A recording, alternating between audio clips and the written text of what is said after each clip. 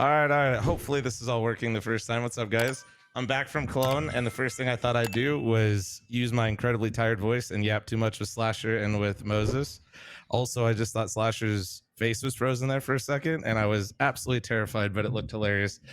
That being said, we'll just get right into it. I'm not going to yap too much with chat, and I'll let Slasher lead the way here, get us going on this incredible podcast we don't even have a name for, with the beautiful Jason Moses O'Toole, the beautiful bald man on the far right. I like this. I like the Not a Podcast. I think that's a phenomenal name, actually. You guys should stick with that. Yeah, it's pretty good. I'm pissed. Working. It's possible. Maybe we keep it.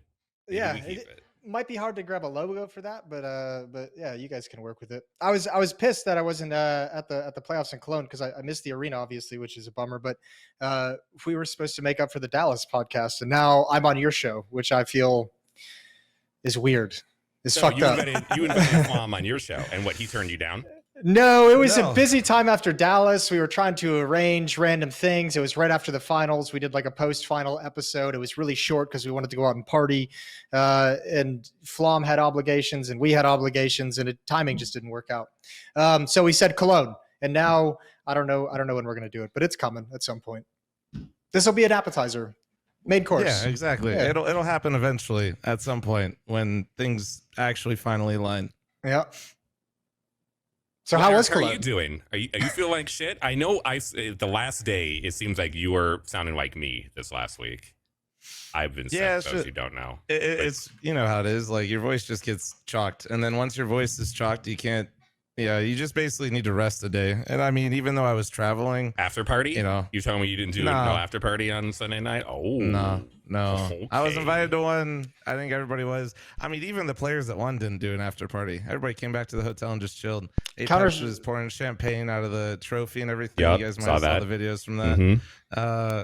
So no, everybody just chilled at the hotel. I don't know. I'm old, man. I'm not really trying to go to an after party. I just want to get some rest. Counter-Strike grew out of after parties years ago. Like, we used to do after parties all the time. Well, like, because like Twitch used to just come in and drop the credit card down for after parties. Yeah, they did. And it was awesome. We all had loved that. Had a great time with it. At a certain point, I think everyone started making enough money to the point where they could be like, I don't want to go sit at a crappy after party listening to like electronic music blasting in my ears twice as loud as it needs to be, not able to have a conversation. We'll just make our own after party at the hotel. And that's what everyone does now. Yep. And that's how you know we're all fucking old.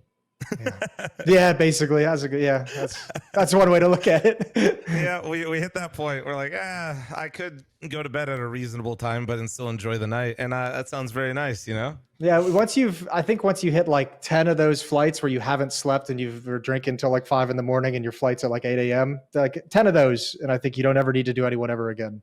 You're just out. Yeah, exactly. I mean, Twitch no longer has the bag, but you do have, your Saudi blood money parties now. So it's not a problem, I think, in terms of funding all the fun stuff. I mean, there's always money for it. I think now we have like most after parties now that I encounter at events are like actually just straight up sponsored by a company, usually like a skin website or something like that. So I mean, there's other places to go for it. It just usually depends on if they're motivated, depends on if the organizer thought about it early enough to actually pitch someone to pay for the after party, or if they're just like kind of winging it and seeing what happens.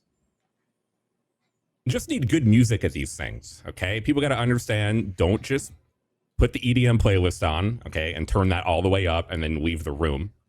Okay, either get people dancing, which you can't do at EDM, or just don't have the music. Put classical music or something. Whatever. That's an interesting selection. Counter-Strike is not an intellectual esport, okay? I see the characters in this community. I feel like would fit perfectly with this game. It's funny hearing you say classical music when all I see is tweets about going to death metal concerts and heavy metal concerts. I've had a great fucking time. Okay, yeah, Sweden can't produce in Counter-Strike, but they can fucking definitely produce in death metal right now. All right. Yeah. All right. Perfect. They did I saw a Swedish band, Dismember, and a Danish band, Undergang, this past weekend. Incredible music. Really, Sweden's doing better there than anything that I've seen. in Counter-Strike for a long time. I listen to 60s and 70s music, so I'm out of this whole conversation. Oh, really? So you are the classical person. I am classical. actually a boomer in a non-boomer body for sure. I love that. Who's your go-to?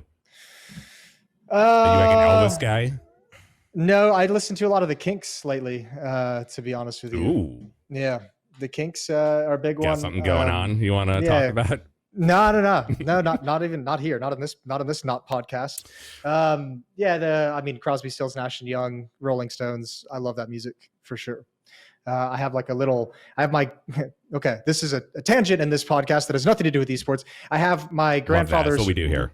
Record player that he got in like the 40s or 50s, like a living room piece with like a record player built into it. So I have like this whole vinyl collection from back then that I'm building up, and I'm starting to like do vinyl's coming back, baby. So I've got like Radiohead vinyls. I've got like an Alanis Morissette vinyl. Yeah, I said it. I love that shit. Jagged Little Pill. But yeah, Clip it. He's got everything, dude. He's stacked. But yeah, it's fun. It's good stuff. Music today sucks. That's all. I'll leave that conversation. Oh, okay. There. Yeah, let's leave it at that. All right. Music today sucks. You are a true boomer. You really are. Yep. Perfect for Counter-Strike, honestly. Hate Absolutely. all the young kids.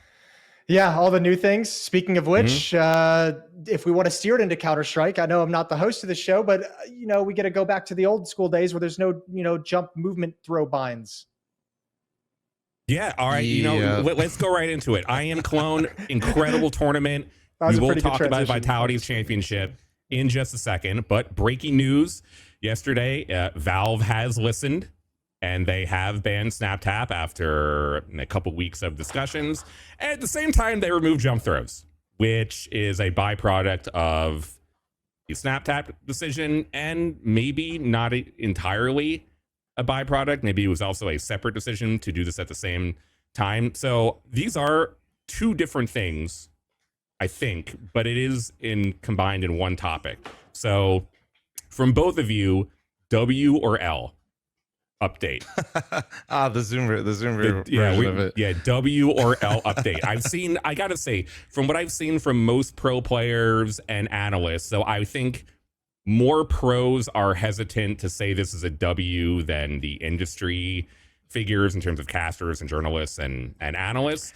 Seems like more W's than L's, but I have seen some L's. I mean, I think it's good. I think it's a W, as the kids would say. I think the byproduct of losing jump throw binds sucks because it's more of like a quality of life feature for a lot of. I think that's why pros are complaining. And even though I'm not competing professionally anymore, it's just nice not to have to like mentally think about certain types of throws that you're doing at the start of a buy round when you're trying to juggle so many things already. It's like, can I get a drop? What do you got? Are we opping this round? Where can I go for a pick? What's the call? What are we doing on this timing? The last thing I want to be doing is actually focused on tapping my W key with a jump throw for a certain lineup out of spawn.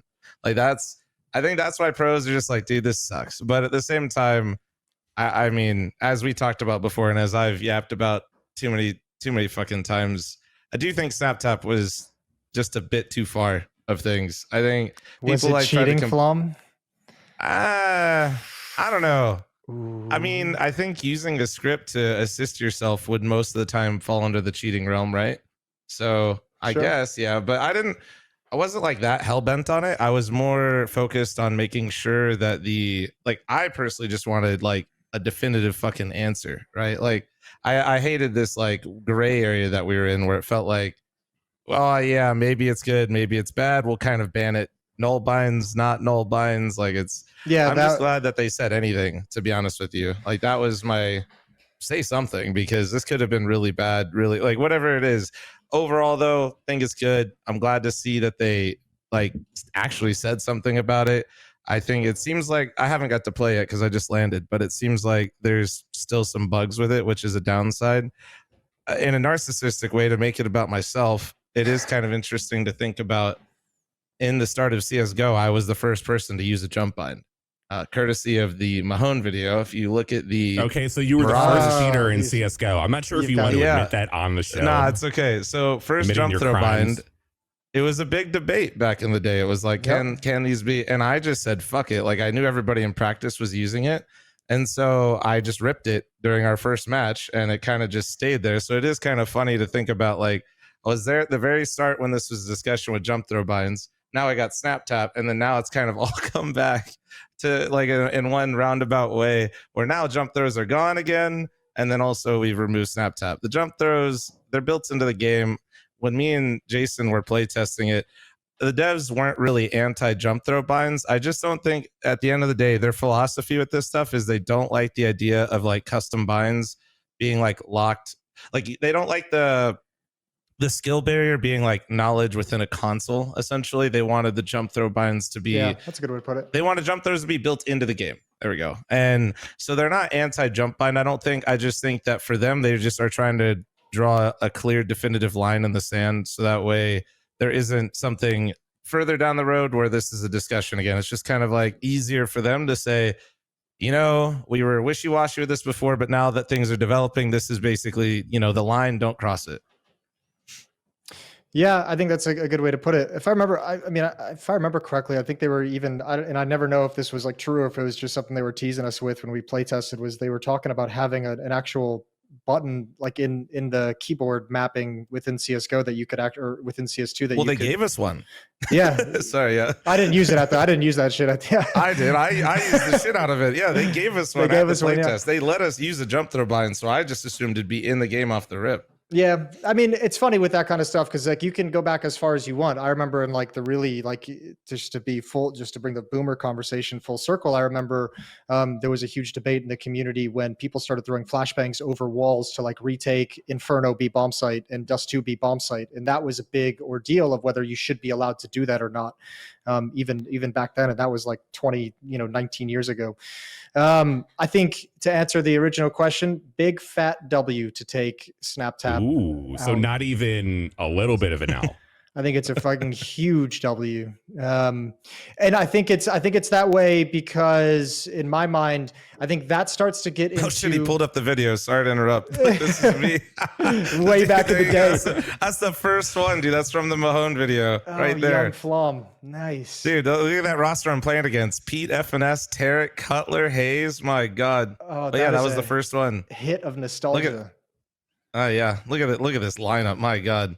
Absolutely incredible. All right, sorry to interrupt you. I just saw him pull it up and I was just like, all right. I think my perspective on it is that I know it probably made the movement feel better a lot in game, as everyone says, like the null binds did. I never used snap tap. I used some null binds for a little bit before they got removed. But I just think it's a win because it seems like there's going to be such a snowball effect or slippery slope, I think is probably the better way to put it, in terms of allowing a feature of third-party hardware to assist you with different things actually inside the game.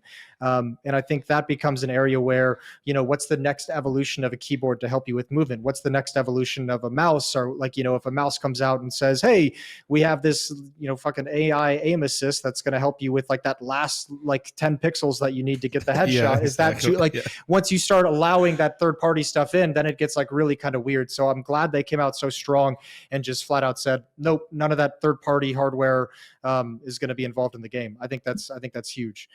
So I thought that was a really important thing for them to set with snap tap. I don't really care about the jump bind, to be honest with you. Yeah, quality of life. Players are going to adapt quick. They're going to get over it really quick. I think it's one of those changes that we'll barely remember 2 or 3 years from now. And it'll be all good. I like that it removes a lot of instant smokes too, doesn't it? I think people are gonna find new instant smokes. They'll not even new ones. I bet you people will just get used to it. I mean, it'll just come down to getting like before you didn't have to learn that skill, right? Now you have to like learn it, I guess. So I don't want to go as far as saying it's like going to increase skill ceiling necessarily, but I think it's a little bit more high risk, high reward. It might change how people approach certain rounds, more so with Mirage. I think Mirage is probably the most definitive. Ancient as well, I would imagine, with the red room. No, smokes? The Ancient ones. So, what's funny is, I was recording something lately for Ancient and I have all the instant mid smokes for CT side, which are really important for elbow, right? Where you smoke off T side of middle. So, but those aren't those aren't taps. Those are walk forwards anyway. So you weren't like, you don't have to do anything different for those. Gotcha.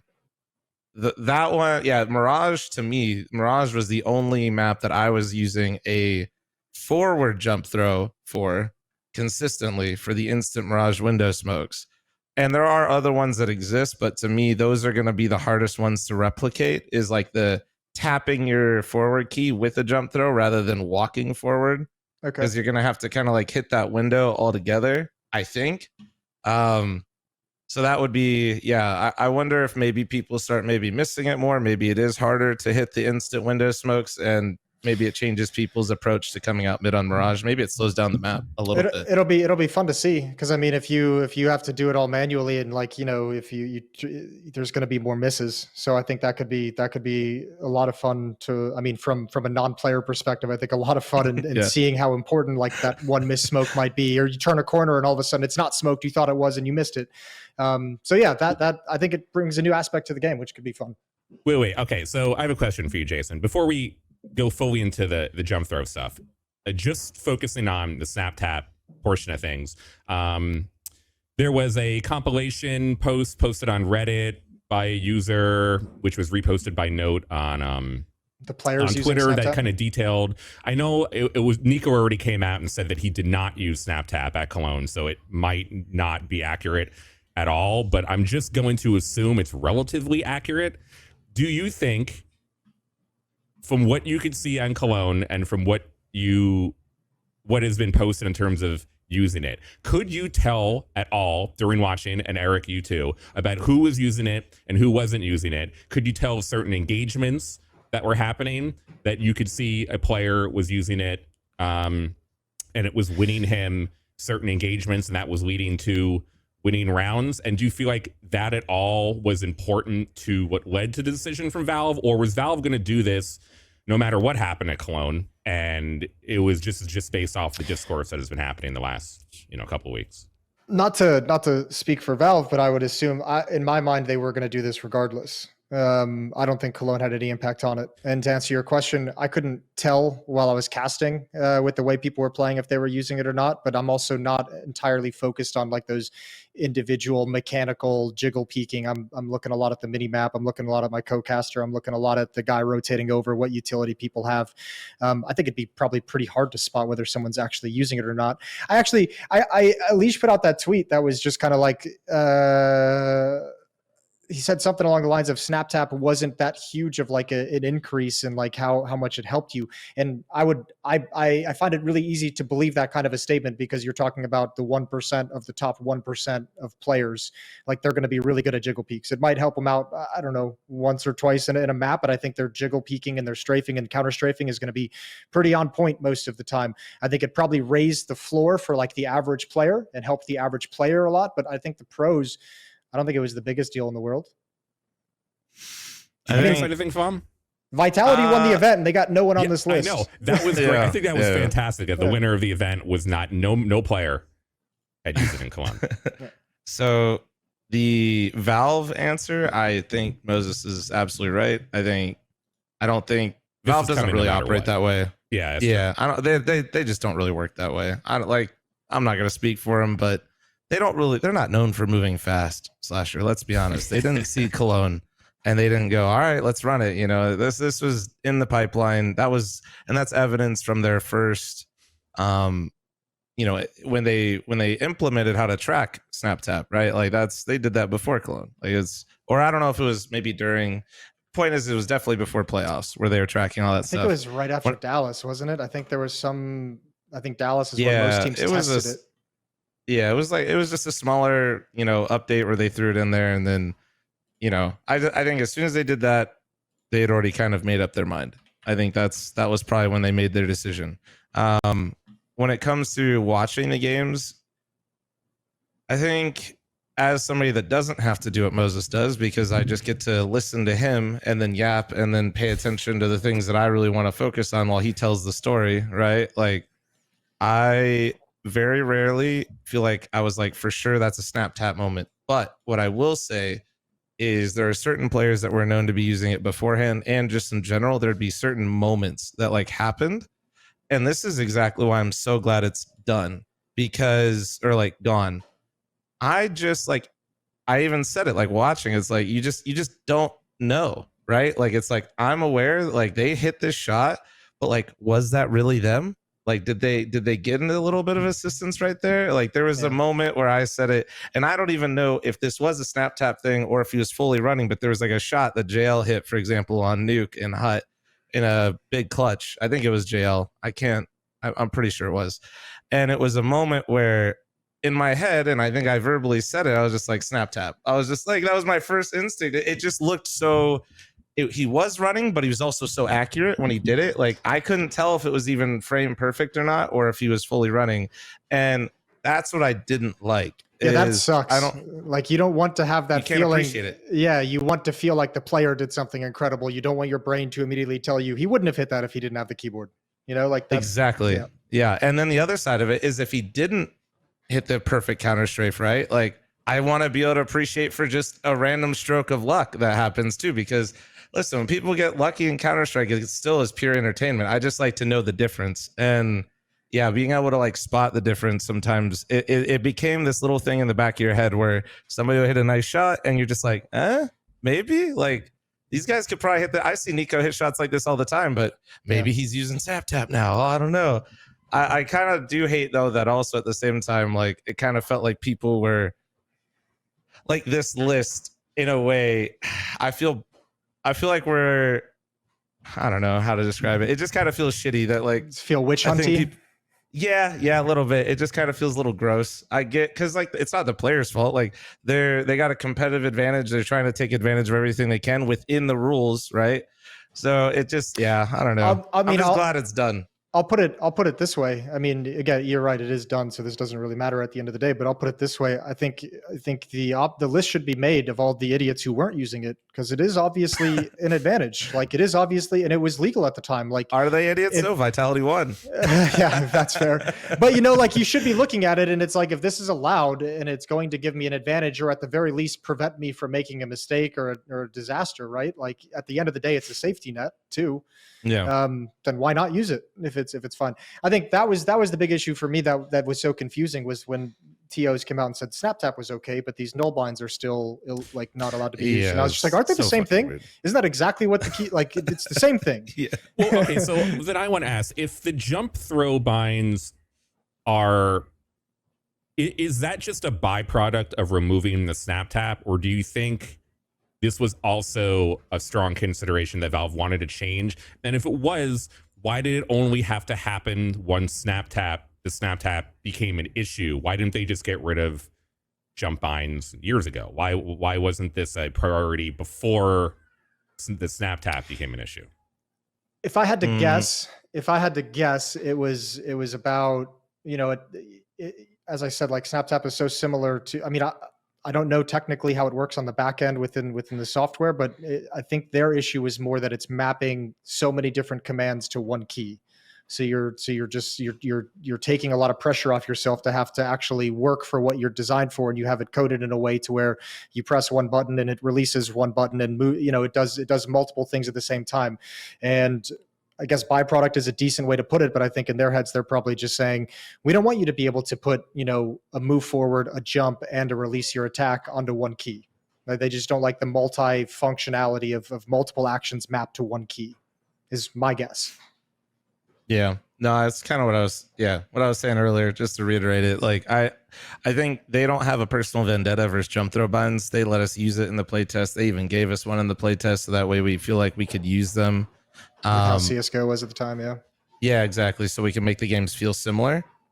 So I think this is just a byproduct of them realizing that, you know, if we're gonna make a statement like this on SnapTap, it's better to just draw a line in the sand. So like people just know what to expect, what they want, and what not to do moving forward. And I think Moses nailed it. It's like the multiple inputs to one key, basically. You don't want people doing any form.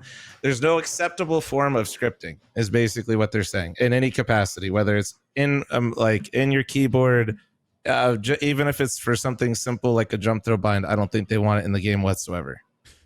Sure, but I mean, okay, so removing snap tap, overwhelmingly, this is an approved thing that every pro team pretty much wants. But the jump throw binds have already been rather hotly contested. I know there's some opinions of that, one morning and half the people are already changing and saying it's okay. But there are a good amount of pros that think that this was totally unnecessary. Are you both in the W column for removing the jump binds too? What's the Zoomer language for agnostic He's about just the saying, whole situation?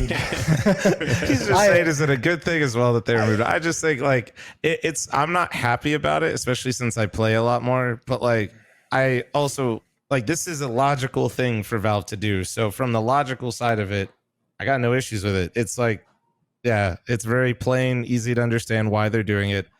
But that's what you do as a player, as a streamer, as a content creator. When something makes your life harder, you complain about it. That's what you do.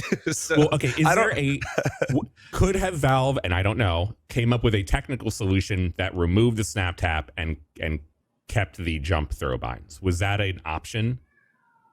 Yeah, they could have just made it a button in the game. Yeah, probably. I don't know. Probably. There's probably plenty of options. Knowing they those did guys do that for us. So yeah, I mean, I imagine.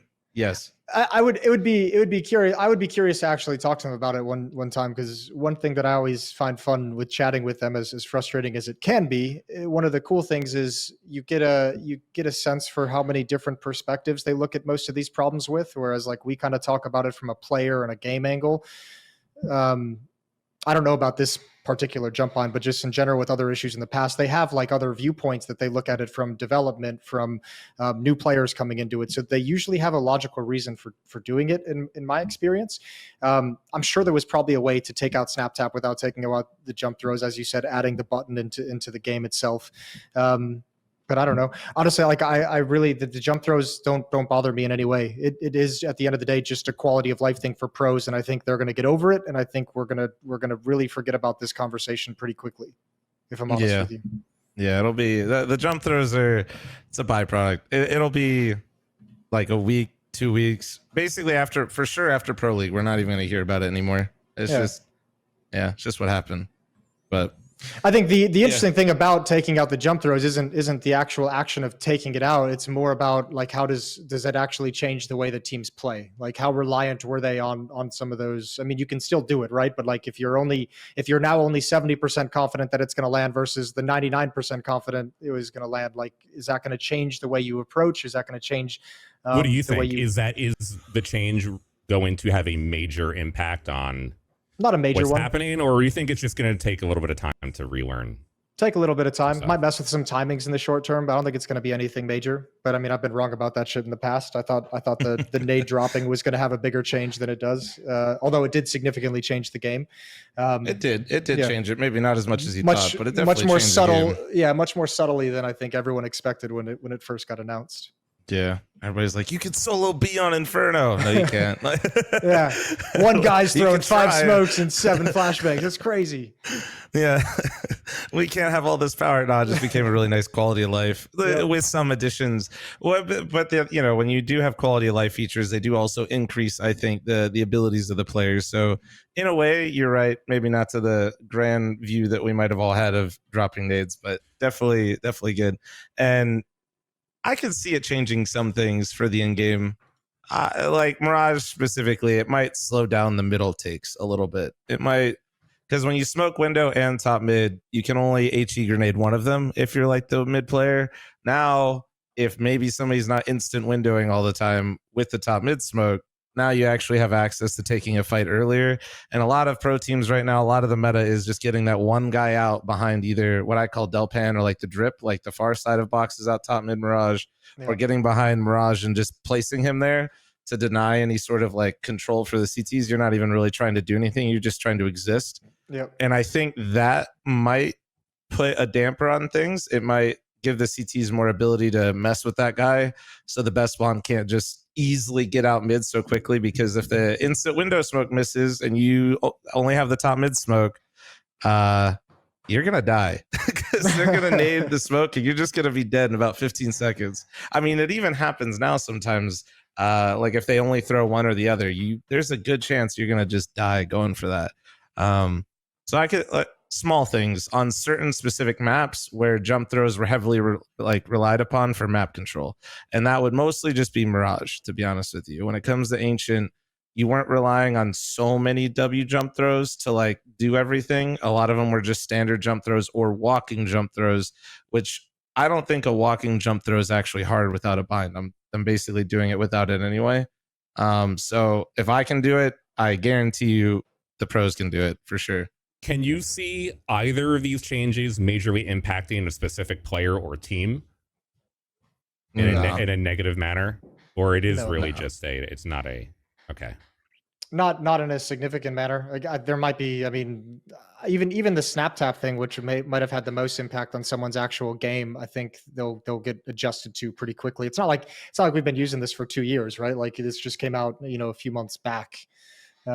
So I mean, I don't know. I think the players are going to be fine. If they're not, they shouldn't be pros. I mean, that's like, that's just it. Yeah, Nico, you hear Moses? If they rely on snap tap to be an effective professional player, then you shouldn't be a professional player. You're out. Yeah, I don't think any of those guys are relying on it, but it probably I don't either. But yeah. I don't know. Like the smoke one, the smoke one's going to be interesting, right? Like I don't actually have an idea of how many times I might have seen this, but I guess like the time you would expect for someone to really screw up like even a manual kind of moving jump throw would be like they're going to be fine at the start of the rounds. I think it'll be if you're trying to improvise something in the mid round and like a certain smoke to throw a fake or to misdirection might take that kind of it. That's when I think you might mess it up a little bit. So that'll be interesting. Yeah. But again, not anything significant. Like we're not going to see some team drop from 4th in the rankings down to like 12th in the rankings. There's not going to be any crazy shuffle. Not a meta defining change. Okay, I mean, I think that's good. I really feel like it's going to be tough for the pro players to really be frustrated with this if overwhelmingly it's going to be seen as a positive thing, especially with the community. I mean, yeah, you're right, From. The pro players complain all the time. That's what they do. When Molotovs were introduced to Counter-Strike Go, there was an HLTV thread led by Lurpus with like 35 pros saying how this is going to ruin Counter-Strike forever. They were pretty crazy at the start of CSGO, though. those mollies at the start of CSGO were a little crazy. No. Yeah, mollies at the start were insane, bro. It wasn't like just nerf them. It was like remove them from the game or we are quitting Counter-Strike today. But they were cheaper, did more damage, slowed you, and couldn't be extinguished. It was kind of insane. Also, people weren't buying them at the start because they thought they were stupid. You could just walk out of it. And then everybody started using them after somebody threw 5 Molotovs on Banana and Inferno one time. And everybody's like, oh my God, what have we done? This game is, Wasn't it Semphis, I think, that unlocked that? Like, so they came out like Semphis and I think Cloud9 back in the day came up with some Molly tactics that like finally got the pro scene jump started into using it. Yeah, I can't even. It was. Who knows? It went from these are bad to these are insane to eventually they got tweaked and it was all just a lot better. Oh, my webcam's messed up again.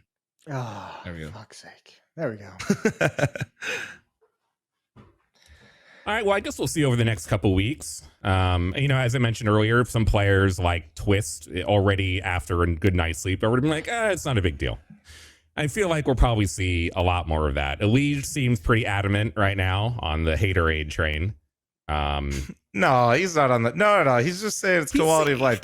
He literally clarifies it's quality of life. Grow up. He's more outspoken than most. I think ZywOo's tweet is the best. Won a championship. Air quality index great. Already got a new sponsor. Maui, you're not getting any money. Sorry about that.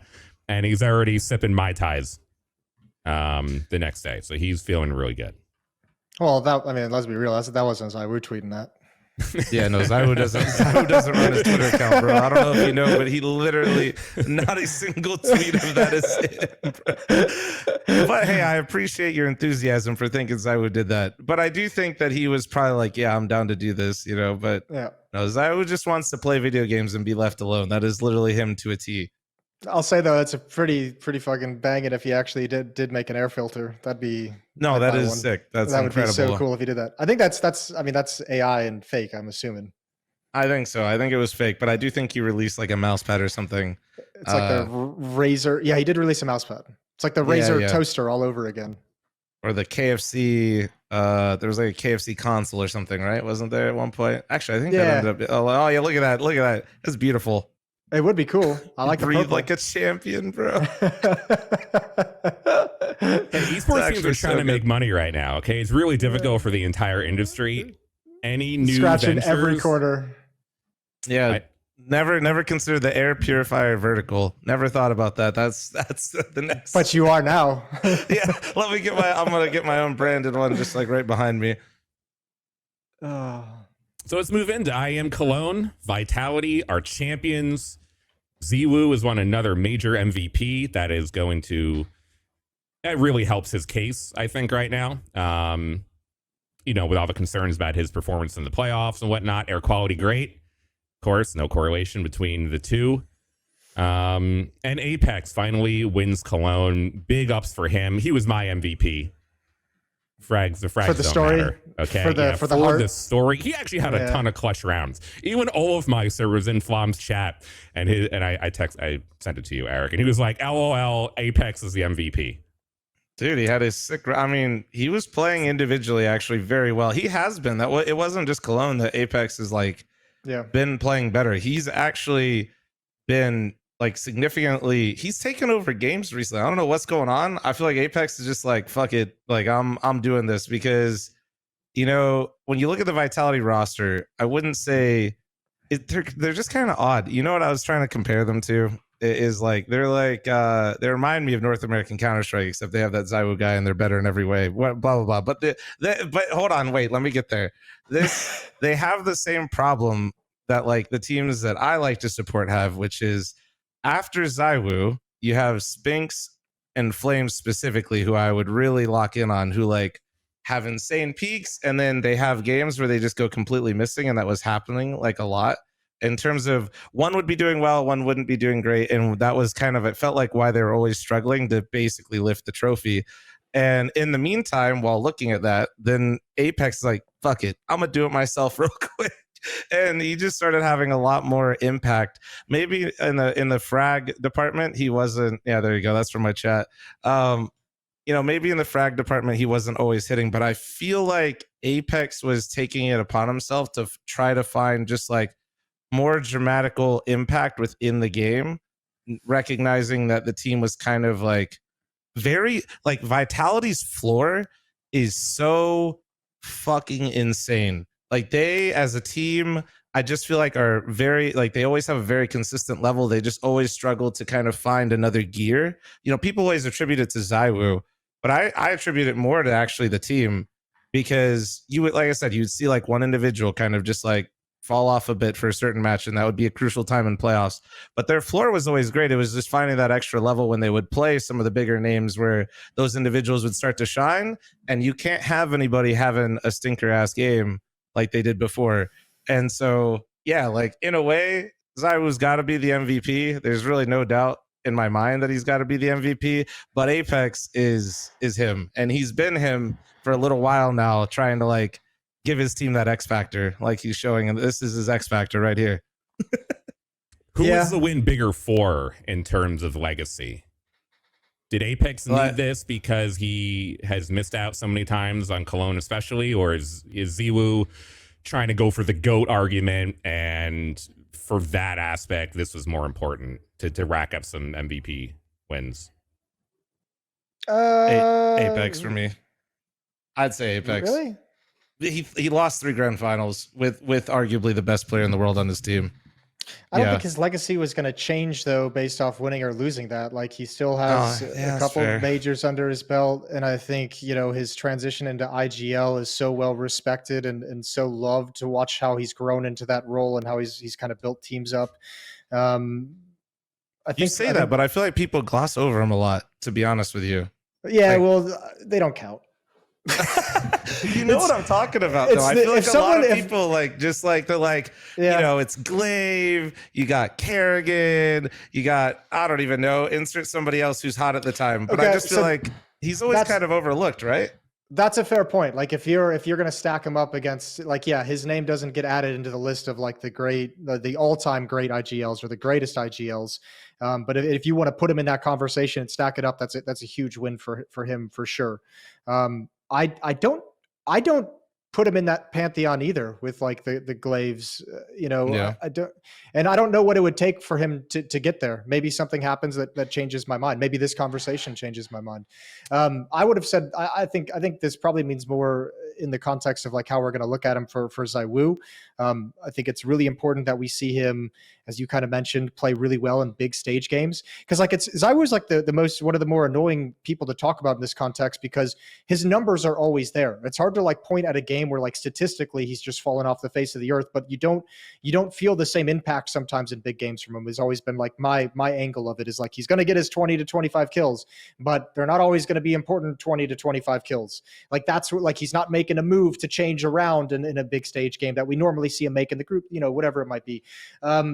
So I mean, I think it means a lot more for him to be able to stack up against Simple if you want to go that route. Certainly with guys like Modesty and coming up in the scene as well, another big AWPer. But even more so, just if you look at just the year in general, in my mind, he'd kind of fallen out of that conversation of number one player of the year. Like it wasn't even a doubt in my mind that like he can't touch Modesty. Donk is there, whether you want to feel however anyone might feel about him. Nico's stepping it up as well. So it's good to see ZywOo step it up and have his name kind of reinserted a little bit more emphatically into that conversation. But in terms of legacy, I would still go with ZywOo. I think if you're going to have anyone on your team who's supposed to be, one of the greatest players of all times and one of the strongest AWPers of all time, having a trophy like this in your cabinet is massive. Which I guess it puts it similar to Apex, but I'd still edge it out to ZywOo. Yeah, it's interesting because I think it's how we both value each individually. For me, I always feel like ZywOo gets a little too much shit because of that angle of like, I know what you mean. I don't even disagree with you. I just think that sometimes like the X factor doesn't always come from like one player, especially in bigger games. That's, people always like to storyline it that way. But if you like really watch the games, even Simple, for example, yes, Simple has some insane X factor moments in games, in big games, but he also had a couple players next to him, like Bit and Electronic at one point in time, that were just doing some crazy shit that would absolutely swing games in their favor. And Simple was still outputting, right? But then people would just be like, dude, Simple, crazy numbers. He's so fucking good. But if you like watch the game, like for example, when they were on that Grand Slam run, dude, Bit was absurd. Like Bit was insane, dude. And it's not to take away from Simple. I just think that for some reason, whenever we do this discussion, ZywOo gets a lot more focus on him because I think of how much more important he is to his roster in a way.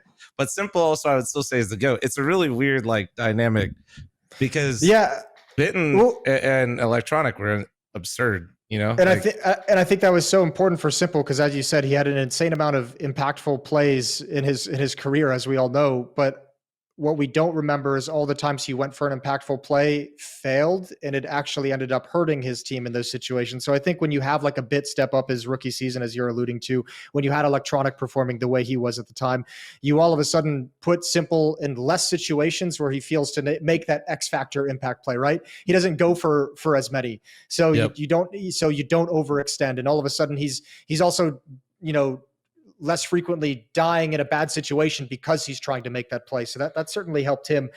I think with Vitality, I'm with you because I think most of Vitality's issues this year and what kind of held him back was, a lot of the conversation has been around like roles within the team, how players are playing. I think finding someone who could step up and provide the same level of impact that Magisk did in this team is probably was probably harder than anyone might have thought it would, with all the respect that we have for Magisk, but he's excellent in his position, and finding someone new to kind of take over that role was difficult. I think probably the biggest thing with Vitality of what's made them so up and down and shaky this season and not convincing, it feels like outside of Apex for most of this year, he always felt to me like the only person in that team who would like take charge of a situation and call a play and organize a play. And he can't be everywhere at once. Like, I don't see Spinks being like, hey, they're doing this. Yo, Flames, come over here. I'm going to flash for you. Let's do this. Let's have this reaction. ZywOo's definitely not doing that. Mezzi was brand new to the team, and he probably didn't feel comfortable getting into that from day one. Maybe he stepped up now. But I think that's, if you go back to what you just mentioned about Apex, how he's playing recently and how he's playing at Cologne, I think that's probably the biggest reason why we're seeing that step up in form from Apex, is because I think this event, watching Vitality, felt like people were actually proactively having those communications outside of it. Like, it felt like Spinks or Flames or someone was coming up with ideas and being proactive in scenarios instead of kind of just sitting and waiting. And I think that takes a lot of pressure off Apex to feel like he has to step up and fill that void, which lets him focus on his own crosshair and his own game and his own decision making. So I think that kind of, to watch Vitality win in the fashion that they did, I haven't seen that level of Vitality all year. They were playing like a really high-level cerebral game of Counter-Strike against Na'Vi, which is kind of their wheelhouse. It felt to me in the final like Vitality was playing Na'Vi's game and then beat them at it. And to do that, you do need multiple people across the team being proactive, being verbal, communicating, making moves. And that freed up Apex to do his thing on an individual level. Yeah, no, definitely that X Factor, bro, is crazy from Apex. Sorry, go ahead. I mean, as you guys have mentioned, if ZywOo is able to keep this up in the playoffs and in the later stages of these tournaments, Vitality will have a great chance to continue this run into the major. I mean, it really seems like he's been the Joel Embiid of Counter-Strike. He will get the MVP during the regular season. He will put up stats during the regular season. But when you need him to win in the playoffs or a Game 7, he has not shown up. If he can change that and change that narrative around him and the team, it seems like there's no stopping them. I mean, they are the world's #1 ranked team. Do you guys feel like they are the undisputed best team right now, or is the top bunch? Hell no. With it could be anybody in the top. You think top 4 right now? No, it's crazy. No, I'd even maybe add more. I'd say, let me pull up the list. I mean, if Spirit didn't have such a stinker of an event, you'd probably say top 5. But I'd say Vitality, Na'Vi, G2, Mouse should all be challenging for a trophy each and every event, and any one of those teams can realistically win it. Spirit should be in that conversation, but that Cologne flame out is a little weird. FaZe should also be in that conversation, but they've got their own kind of host of issues they're working through. So, I mean, realistically, there's probably, it feels like 6 teams that go into these top events and have a chance at lifting the trophy at the end of the day and taking the #1 spot. Yeah, I mean, despite 11-1, 12-3, I mean, dude, the way Liquid was looking, their honeymoon phase was looking crazy. We're not talking about that today, are we? That is. We'll bring that up in a little bit. But But back to before we unbox that Pandora's box that is Liquid. The discussion, I absolutely think Spirit, it's concerning. Like, that Spirit is concerning because, man, like, it just looks so bad. For sure, top 4 teams can all contest. I think it's anybody's game. I think the fact that Mao's got their first win on stage, the way they did it, and the Mao's second game, even though they got 2-0'd in the semis, was incredible. I mean, it was a great game. The resilience Mao showed on stage, even though they lost in that semifinal, was ridiculous. I mean, they were getting ecoed and losing rounds that most would consider just like, you can't lose those. But in a glass half full way, they weren't losing the next round after it. Now, you can't lose the rounds that they did and expect to win games, which is why they lost. But, Mao's the biggest, fault that they had, the biggest thing that we were all waiting for, the question mark, was stage. How do you look on the stage? What are you doing on the stage? Well, you had a great 2-0 to open things off versus G2, right? It was 2-0, if I remembering right. And you honestly, if I remember correctly as well, they were not even like, dude, G2 was not in it. Like, they had, and what's crazy is G2, and to talk about the resilience, I'm pretty sure something, if I remember from the broadcast, right, I think it was like G2 had 80% of the opening kills and they lost with like in an extreme fashion. I would argue that's extreme, the way that they lost, if you're getting that many entries consistently. And then on top of that, so you're telling me G2, you're down basically every single round you're playing and you're winning most of the rounds. And then you play in the next semifinal, you're losing rounds that you shouldn't, and it's not good, and that is why you lost. But you also didn't let those like completely just steamroll, and most teams losing those rounds, the game would be over so fast. So to me, I'm really excited about the Mouse roster. I really am, because I just think that has got to be, we may have lost spirit in the middle of all of this, which I'm not sold on. I'm not sold that we've lost them, but I'm just saying I can't ignore their performance either. That was just downright awful. But on the flip side, maybe we have a Mouse now that's going to basically slot in and take over that spot. And when it comes to the major, I just think that really it's going to be completely wide open. Navi plays a great team game, but they don't really have. We're still waiting to see. Emma literally played almost as well as he did in the major performance that he had, and in some ways, you could almost say Navi individually looked worse somehow. And we were all waiting for Emma to show up, so that's really weird. Is we see Emma step up to like, dude, he's so back, but why do they look worse? Like, what is it? Like, what? Like, I mean, I say worse. They were in the finals, but you get what I mean. Yeah. And G2, right? G2 insane in the groups, reminded me of Grand Slam Liquid, the way that they're winning games, just absolutely destroying teams, and then they get to playoffs and then they just boop.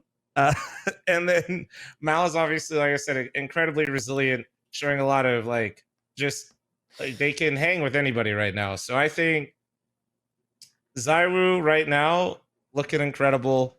I think Vitality's got a good floor, but I don't think anybody can sit here and say there's for sure a definitive number one where they think next tournament is theirs. No one should be saying that. If you are, rethink your perspective. How many different champions have we had this year? Like, I think how many different S tier events have been won by different teams? Like, we have a crazy number of winners now.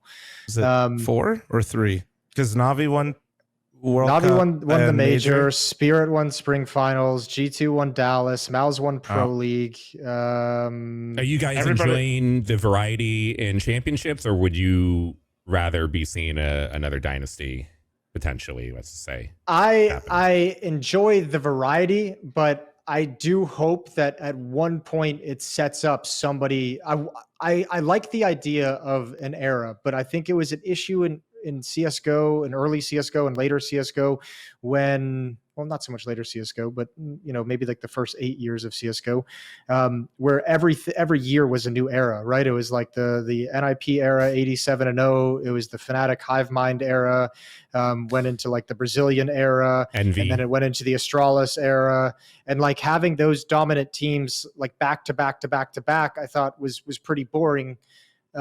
But the idea of having a team that just gets so good and so well drilled and so solid that they establish an era out of chaos, and then if that happens once every 2 years, that's beautiful. Like, have another Astralis come in and dominate for 6 months, win everything, crush everyone, and then let's see how long it takes to topple them. I think that'd be really cool. But I do like the variety.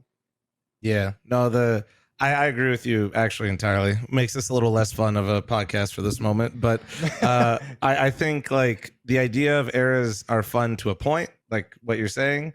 Eras are fun because then you build up the storyline for that era to be dethroned. Problem is eras can run too long and they can be a bit tiring.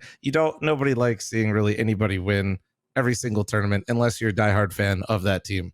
I think, but the dethroning part also is some of the most fun. I think that's actually the biggest letdown ever. If you really think back of like legacy of Counter-Strike, is I talk about it sometimes where it really does suck that I feel like we never really saw Astralis get dethroned. It was more the undoing of themselves and the organization with them. I mean, that was inevitable. They were head on top for so long. It felt like that they could not sustain that for much longer. I know. I'm not saying they could or should have or whatever. I'm just saying that to me, as a fan of Counter-Strike, the team that I saw beat the shit out of the team I cheered for as long as I did, putting Liquid in second place for as long as they did, to never see somebody actually like topple them is COVID still like them. Yeah, nobody really beat them. They beat themselves, which in a way is kind of poetic, but it was, they really did. It's the same with the old Fnatic era as well. Remember, like going into 2016, Olaf had that wrist injury, and they just kind of like won Katowice that year, went out in the quarters or semis of the Columbus Major, and then because of his injury, and then never came back. And like it was almost like it felt like at the time like nobody dethroned them and took their place. It was just like their best player got a weird injury that made him drop 20% at the time, and then just never made it back, which was always a bummer. Well, we'll talk about Liquid in just a little bit, because Moose is here. we got to go on them, and there are a few different ways we can go about this, but I really want to talk about Saw. I feel like their run was incredible. It was great for Counter-Strike to see generally an upstart team. I know they've been around for a while and they've been grinding their way to get there, but for the casual viewer, probably did not know even who they were or where they were from. And to see them make a semifinal run, I think was great for them and great for the health of the scene. Do you guys think this was a fluke, or is this something that's going to be sustainable into I hate that following fucking tournaments? I hate that word so much. It's you know what's annoying is fluke run? No, just they want fluke, something because instead of fluke. it's just like when you look at it as the definition, like the actual textbook definition, it seems so innocent, but it's such an ugly word and an ugly emotion that comes along with it. Like, what is the definition of fluke? It is just like an event that occurs that is unlikely to happen again. And it's like, that's fine. Like, we can have that conversation, but fluke just feels so gross. Yeah.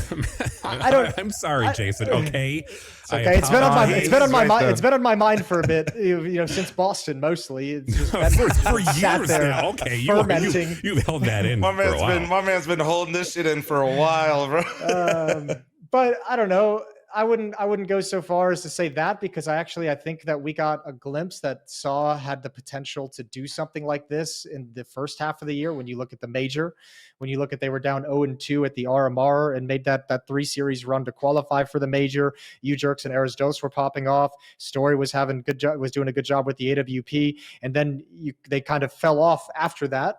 But you saw that the potential and the ability was there. I think if probably someone who deserves the most credit on Saw is probably their coach Barry, who came in and helped them, and super experienced and not well known and not like a big guy, and he's not in front of the cameras or in front of the mics all that often, but he's obviously brought some experience over and helped them get back to that level, because this was the Saw that I expected to see in Copenhagen at the major.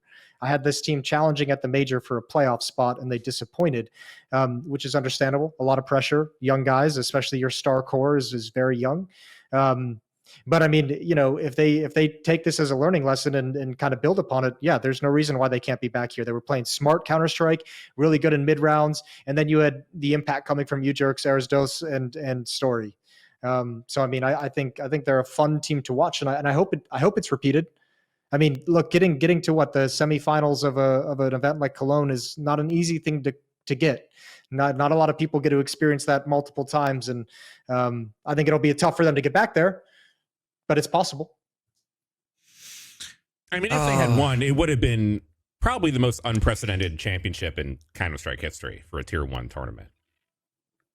Yeah, but they weren't going to win, though. I was going to say they weren't going to win. I think everybody appreciated what they had done, and realized, like, and this is what I think really irks Moses, is like, as somebody that follows things, it's like, it's not a fluke, but everybody's going to label it that because it's for one event, and they might bomb at the next one, but they are showing what they're capable of, and that's always the bane of Counter-Strike existence, and how we really value teams and players is that consistency. But that doesn't also make what they're doing like just pure luck. That is what they're capable of. Now, are they capable of showing that at the next tournament, and the next tournament, and the next tournament? Who knows? Nobody really knows, and that's why you can't really, like, Moses doesn't like this word, but that's why you can't call it a fluke or not until the next one, right? Because we just got to wait and see. That's what's valued in this game, especially at the Tier 1 level. What's valued is that consistency. That's why Heroic was number one when they were losing all the fucking time and only winning the small events, is because they were incredibly consistent, and they were probably the best team consistently, but they also kind of sucked in big boy moments. Down Yabby, you know, yeah, it's like that's just kind of how it went. But I mean, if you look at their run, their losses, Saw's losses at Cologne were to the 2 finalists. They were to Navi and Vitality. I mean, they didn't lose to like they lost to the finalists. I don't. So for this discussion talking about Saw, I think it's good for the game whenever you have a lower ranked team basically able to show what they're capable of. There's the Launder side of it too, where they're all from Portugal, which is fantastic. It's a fun storyline to get behind. Really fun, racists. Right? Yeah, of course. Exactly. Yeah. Denmark sucks now at Counter-Strike. I don't know what happened over there. So now Portugal is my new best friend, and they have and they got a great team that's doing really well, and they had a great Cologne run, and they played well, and they should be celebrated for that. I hope they continue to play well. Are they in Pro League? What's that? I actually don't know. Yeah, I'm pretty sure they are. Yeah, I think though. So we're gonna get another look at them real quick. Yeah, and I think I would take another angle on it too, where you kind of look at the losses, losing to Vitality and Navi. I look at the win, and anytime you win against FaZe, even a FaZe that we feel is maybe a little bit diminished in a stage game where you have to go to overtime on the third and deciding map, and you're able to kind of withstand that pressure. I think that's massive. So I think, that also is a matter of them taking some of the experience of the failures earlier in the year and learning from them and understanding how that pressure works. And now they have to do the same thing with a stage match that they hadn't had previously. But that win over FaZe, I think, was super, super impressive in the quarters. Yeah. They also 2-0 G2 as well. So don't forget that. G2 that then proceeded to beat the crap out of everyone. So, maybe G2 is sleeping for that one, but I'm just saying, like, they did 2-0 G2. They played well versus FaZe in a crucial moment, and their 2 losses were the people that ended up in the finals versus each other. In terms of competition of who you're playing, it wasn't. People always like to demean these runs by being like, "Oh, they only beat so and so or did this." But if you look at their wins, look at their losses, they had a really strong run, I think. I don't know just a quick correction. Yeah. I was wrong. They're not going to be at Pro League, so I don't know when we see them next. Yeah, that's sad. I was going to ask, I don't really know the contract situation over there, but should they be concerned about being a victim of their own success, or should they be worried about some of their parts being picked off by other teams? Not yet. Not yet. I think need a little bit longer, need to show a little bit more before that would be a danger. I wonder how well the younger guys speak English to make that something that would be feasible, but I don't think any team's going to be looking at them quite yet. I think one nice thing you have as well, actually, I don't know. I've always looked at it from this perspective, and maybe I'm wrong in today's game. But if your core has young players in Story, Arisdose, and UJerks who haven't quite yet had success, and I think to those younger guys, I think to a certain extent, it probably means a lot that they get to play on a national team. And I think it probably means a lot that they've kind of been on this journey with these 2 older experienced guys who have taught them so much in Roman and Mutiris, that I think younger players probably feel some kind of obligation and responsibility to stick around, even if they get some kind of, there's certain offers that you can't turn down, aka Mulbs to G2. But I think there's a lot of offers you can turn down if you're UJerks and Arisdose and Story, depending on the team that comes to you. Yeah, I think they don't have, like I said earlier, the consistency. I don't think anybody's trying to poach them. 2, the international market, which is where you would have to enter. You enter a very different discussion of like player caliber and how good you really need to be and separate yourself. And then on top of that, if you're coming from a team like Saw, where they're all speaking the same language and it's not English, and if you don't have experience in those teams, that's I think we're a very long way away from like any of those players necessarily being poached. And I think that's also a good thing for not only them, but like the scene, like having teams like that stick together for longer and seeing what they're capable of and growing together with some of the veterans that they have. I always think that's a great like recipe for success. You have young, hungry players that are like really, just getting after it. They're your star core players, and you have the veterans around them. I just think it's a really good recipe what they got going on over there. I don't think, like Moses said, everybody has like basically their offer or their number. But yeah, I think we're very far from that happening. And So. you have a really nice test case for why you wouldn't want to do something like that just occurred recently, which is Skulls to Liquid. And then back to Furia. They like and look at the difference. It, but I didn't want to open a Liquid Pandora box. No, let's move we can on. go to Furia. No, we can talk about resilience. Let's move on to the clown. Well, it's all encompassing. Let's move on to the clown fiesta that is currently the Americas, which features our favorite team, Team Liquid, along with Complexity and Furia and Pain. Let's start with North America. First off, Liquid had a great run in the Blast Premier groups. Everyone's the hopium and the copium and the vibes were so high, and it feels like forever ago already. But that was like a month ago or so. That was the end of July, the beginning of August. That wasn't that long ago. And then we come into Cologne, and of course they lose the first group stage versus FaZe, but then they get big wins against Furia and Complexity. Has the loss and just how everything transpired versus FaZe erased all of the positivity that we've seen about this team in the last month? Are we back to where we started now? Nope. Nope. Nah. Didn't change a thing for me. Like honestly, the loss sucked. I hated watching it. It obviously sucks for the players. But it doesn't change how how well they looked. Yeah, they should be. And I think even within the team, as far as I know from chatting with them a little bit at Cologne, the vibes are they're still good. Obviously disappointment, but when you look at the number of moving pieces and the number of risks this team has taken with this lineup, to see them pay off in the fashion that it did, and yeah, you fucking had a hardcore collapse against FaZe to lose that series somehow. God only knows, which seems to be a trend for Liquid over the years. But we all know, though, Moses, we knew it was all coming, okay? Everyone watching that game was like, nah, bro, I didn't know that was coming. That one caught me off guard. Moses, I want you to know I was co-streaming it. I called it, and I didn't even know I called it at 12-4. Dude, yes, I think at 12-4, I called it. There is a clip of it. Listen, if you can go find that, Chez, literally, it's like one of the top comments on that reaction video. I didn't even know it until literally like this morning. But dude, as a Liquid fan, as long as I have been and cheering for them as long as I have, I just know that we 12 all felt it. We all felt it. No, dude. We had the caster WhatsApp channel at the event, and it was like I think Alex put in there. It was like 11-4, and he was like, "Why do I have a really bad feeling for Liquid?" And I was just like, Alex, chill. This is new Liquid. It's gonna be fine. Look at how good they're playing. And Yanko goes, "Yeah, dude, they're good. They're gonna close this out." And then it got to like 11-6, and then it got like 11-8, and it was just like, no. Please, for fuck's sake. Yeah, it was not good. Not good. That was but it doesn't take away with how good they looked when you look at like the eye test of how this team actually moved around the map and played the game. I thought Twist did a really good job calling and keeping his team like poised and in control. Yakinder's, kind of on his rise back up, which I suspected was going to happen.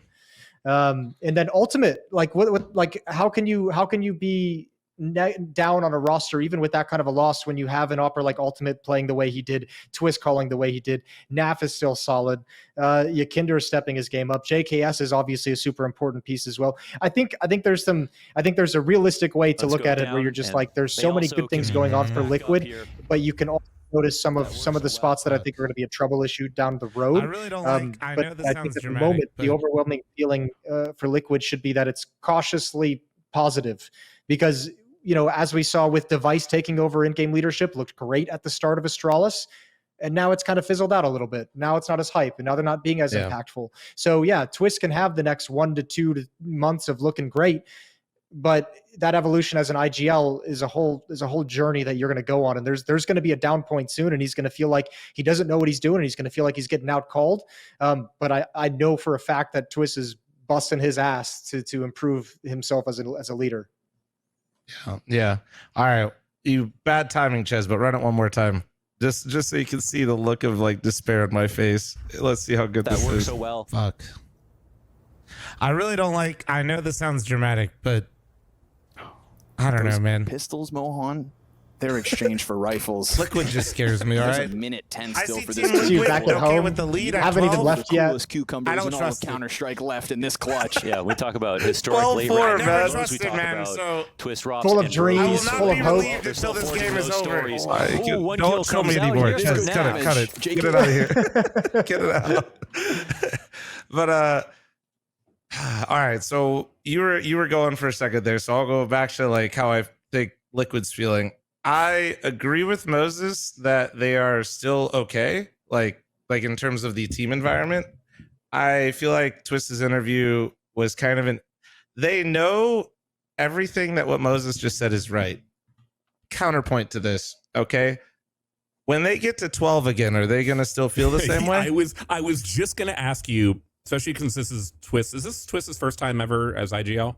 Yeah. In his competitive history. He's always been a strong voice, but yeah. Is this moment going to now haunt him perpetually at the next big tournament? At the next time this happens, is he going to immediately think back to this game? Or do you feel like he's the type of guy that is going to be able to get past this pretty easily? I think it's not just on one person. Like it's easy to digest that, Sure. like saying it's just Twist, right? I think Twist could be perfectly fine, but what if Ultimate all of a sudden is just like shit, dude? Like, it could be any one of the cogs in the machine. And that's my worry is like until they basically play again and they get to 12, like we don't really know. Also, stupid webcam. Anyway, we don't really know what it looks like until they play again. Right? And I think they said all the right things. I think absolutely they should have full faith in their own abilities. What they've been showing has been incredible, but also they just had a complete dumpster fire of a team where from the outside for a moment there, it was actually looking really good as well, but internally it was crumbling. And I only mention this not because I really think that's what's happening this time around. I think things are very different. But I say this because just to show how fast things can get out of hand. And I'm sure Moses, even when he was coaching Liquid's seen it like right before his eyes. Like it's just like the simplest of things can't just be overlooked, right? Like, and it's even if I'm just saying, like it's true though. Like how quickly it's like a light switch, where everything is good, and then they're gonna hit 12 rounds and they're gonna have the lead, and something just starts failing. And also, my biggest issue with the way Liquid lost is, it's just like a huge clutch. It's not to take away from the moment from FaZe's comeback, but man, it was so hard to see how Liquid was like playing those rounds. Just like it wasn't like they were getting completely out called. It was kind of worse than that. They were set up so well in so many rounds, and yes, you could see it. I was describing like what it looks like, and Moses will tell you when people get scared and when you could tell in game is when people start stutter stepping, when there's somebody swings wide and the second guy's a little slow, your spacing's a little off. People are instantly committing to crouch spraying. I know because as a player, I've felt this pressure before, and you do that. Like that is what happens. Like the panic starts to set in a little bit, and Liquid didn't just like lose, they panicked. And I have faith in Twist. I actually have faith in that roster with what they've been able to do because they deserve it. They proved everybody like myself were absolutely wrong so far. They made me look absolutely stupid. I thought this roster was a complete clown car. And so for now, I have to give them a little bit of faith because I'm an idiot and I've been wrong. That being said, holy fuck, I don't really know what's going to go on with them if they get a lead again. And it's just it's a wait and see type situation, I feel like. I'm not really concerned at all about that, to be honest with you. Hell yeah, Moses. Keep up the spirits alive. No, yeah. well, yeah, I mean, I gotta be, I gotta wave the flag a little bit, but also I think too, I think sometimes from the outside, we put a lot of focus on like the whole, like what happens when they get 12 next time around. I think players, especially with the experience in this team, when you look at who's on this team, everyone outside of Ultimate, basically, players have learned over the years to have a very short-term memory. I don't think getting to 12 is going to be the hurdle. I think usually when you see, and from my experience, when you see that kind of collapse of like, you know, a team like all of a sudden slipping into that mindset of like, oh no, here it's happening again. It's not so much like getting to 12 or getting to like the end, you know, getting it to that point where you're about to step over the threshold and actually win. It's about kind of the attitude and the mentality within the team when you see like a player kind of like check out or sigh or fail to communicate in a situation. Like those are the things that I think players latch onto where they're like, oh, it's happening again. This, my teammate's shutting down, or, oh, it's happening again. He's full tilt. So he's making, you know, stupid decisions, which I think in my mind, there's a distinction there. So I'm not worried about like their mentality if they're ever up big again in a big important game. And I think this team has the right people in place to kind of get over that kind of mentality hump and establish a new mentality that can actually stand strong. And we saw a little bit of it. Like, you also have to look at, if we're gonna look at and break down and criticize this comeback from whatever the score was, 11-1 or 10-2 at half, 12-4, whatever it was. You know, I think you also have to go back to the previous map and look at Nuke when they were down 3 or 4 rounds at the end of the map and had to win those straight to force overtime to then win that and take it to the third and deciding map. So I think you saw some good things there, but I think too, I really like Mither as a coach. I think he's going to help them a lot with that kind of mentality side of things. They have probably the winningest, you know, for whatever stock you want to put in this, they have the winningest, you know, sports psychologists or whatever you want to call that as well behind them as well. And Edward, who's won championships with multiple different teams in multiple different games. I think Ultimate, from all the reports I heard of what he's like as a person in the matches, he's super calm, he's super chill, he's super focused on winning the game, and he doesn't get bogged down in the bullshit emotional side of things, and then, you know, the kind of side of the things that's going to help make you crumble. I think Twist, and I told him this in Cologne, from when I worked with him for 3 or 4 months coaching Liquid before he departed, to now, and seeing him in this leadership position, completely different person, completely different mentality, completely different attitude about Counter-Strike, completely different focus that you can tell when you talk to him. So I think there's a lot of really good things going on in Team Liquid to where this loss is going to hurt for another week, another 2 weeks. And I think they're going to get over it really quickly when the next events pick back up. You think that evolution was being under Kerrigan for so long, basically? Would you? I think for Twist, I think it was being under Kerrigan can only help. I think more than anything for him, it's probably settling down. And we saw a little bit in the story that ESL released on him, the little documentary that they did on him. I think for him, it was more figuring out a way to settle down his personal life and his life outside of the game to a position where he's comfortable outside of the game and he's happy outside of the game. And I think that helps keep him from feeling distracted. So, I mean, I think there's a lot of good things, but I think the Kerrigan helps. I think, you know, the personal life stuff, the improvement there has helped him a lot. And I think he's someone who has his mentality as a player he's always had an idea of what's best for the team around how he likes to play individually. It's been one of his great strengths as a player. And I think taking that into a leadership role, I think he very much feels the responsibility on him to be a kind of like uniting and unifying personality within that lineup. So I think his evolution as a leader is obviously going to be critical. But for me, from when I've talked to him, when I've seen him, when I've talked to people around him, it all seems really positive, really good. You've also got to feel pretty good about Ultimate just in general and how he's played. Yeah. Since his debut. Dude. Like, it's everything Liquid could have dreamed of and even more. I don't even know if people expected him to be as good as he has been. Nobody knew who the fuck he was. The best offer. Yeah, nobody knew who he was. And then you go off the stats. Like, let's just be honest, the stats were like, you know, if you don't know anything about anyone, no, you shouldn't only rely on stats, but that's sometimes all you have. And if you pulled them up, and especially, you know, somebody removed Dust 2, for example, out of his map pool with his stats at one point, you were just like, what the fuck is going on? Like, why this guy? But dude, no, Ultimate was, I think he was the highest rated CT side player for Liquid when he was in the tournament. Also, so was it Yakinder? Or I think on CT side, they had 2 players that were among the highest rated on CT side. And something like Ultimate had like one of the highest opening percentages. He was just an absolute beast. He was an absolute menace to society. But, you know, before people jump on somebody like myself, who also was just like, you know, I think this is a bad idea. feel free to dunk on me. Everybody, That's totally fair. Everyone do that. But- Please do that in comments. But like, and chat. also, there's no logical Don't way hold to back. ever be like, there's no way to be like, yeah, this guy is it. This is the guy right here. This dude literally maybe put on one of the best tournaments and Opera's ever put on in a Liquid jersey already. Yeah. Like, Yep. that's Is that a who sad the statement hell? to think? No, though? because he was the best fucking Opera when he was still in the tournament. It's not even sad. He was insane. No, but just in terms of like Liquid's history, if he's already the best opper, it's like, what the fuck has been happening in the last, I don't know, 5 years? I don't think it's an indictment of Liquid. I think it's an indictment of the North American scene. We suck at cranking out oppers. I mean, our best opper of all time is Skadoodle, and he was a deeply flawed opper. Did some awesome things and won us a major, but I mean, as an opper himself, pretty flawed. We've just never had strong oppers, which has always been an issue for such an important role. Is there any concern Ultimate's been so good that he could regress back in the next tournament? Like, this is not able to be kept up?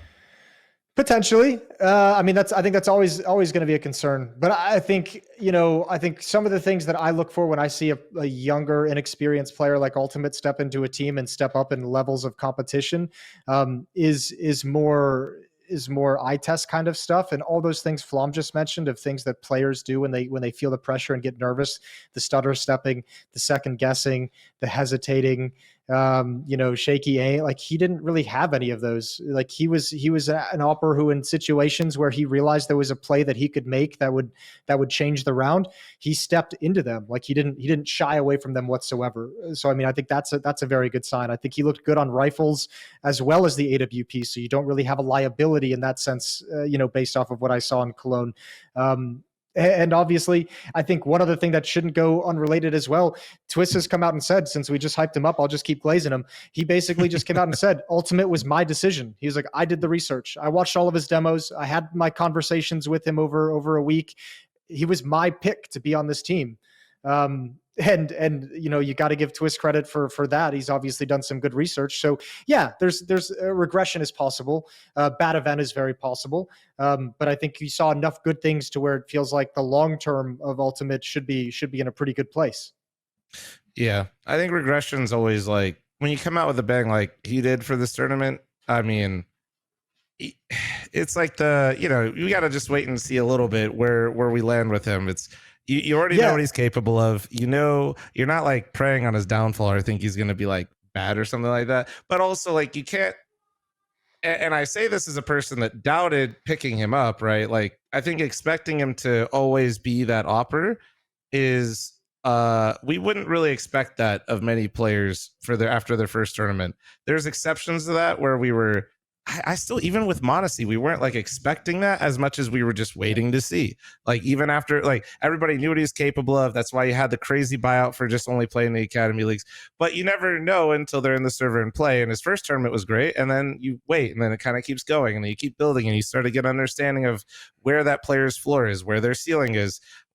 Is this Ultimate ceiling? I don't know. Was this the best he's ever going to play? I don't know. Is this literally, something where he regresses and is way worse? You have literally no idea.